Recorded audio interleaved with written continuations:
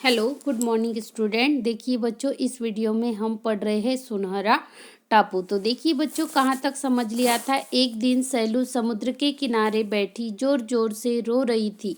तो देखिए बच्चों, अचानक एक आवाज़ आती है कि तुम क्यों रो रही हो, सैलू को पूछती है। तो सैलू ने देखा कि समुद्र में मछली उससे कुछ पूछ रही है।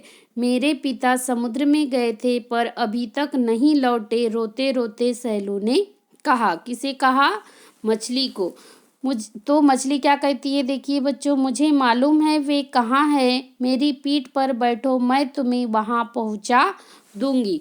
तो देखिए बच्चों, ये यहाँ पर आपको पिक दिख रहा है जिस पर एक मछली पर एक लड़की बैठी हुई है। तो मछली ने उससे कहा। यह सुनकर सैलू खुशी से उछल पड़ी। वह झट से मछली की पीठ पर बैठ गई।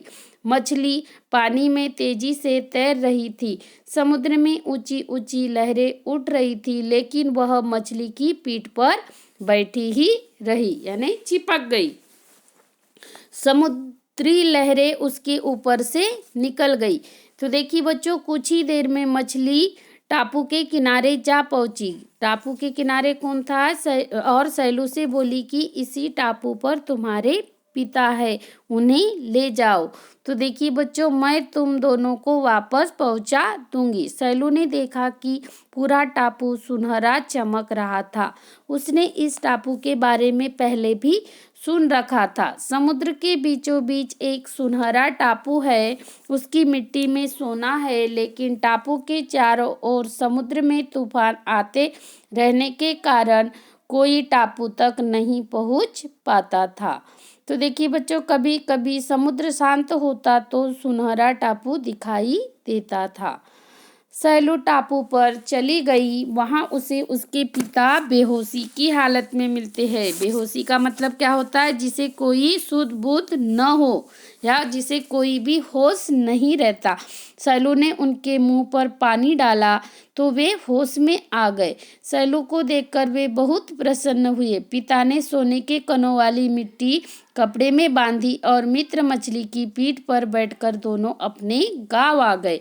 सैलू के पिता को देखकर सभी लोग बहुत प्रसन्न हुए। उन्होंने बताया कि तूफान में नाव डूब जाने के कारण समुद्र की लहरें उन्हें सुनहरे टापू पर पहुंचा दी थी और टापू पर सोना ही सोना था।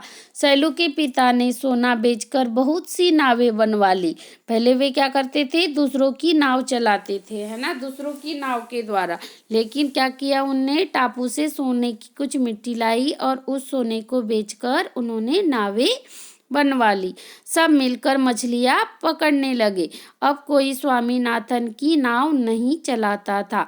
तो देखिए बच्चों, एक दिन स्वामीनाथन जो रहता है उसने सोचा कि वह भी सुनहरे टापू पर जाएगा और वहां से सोना लेकर आएगा।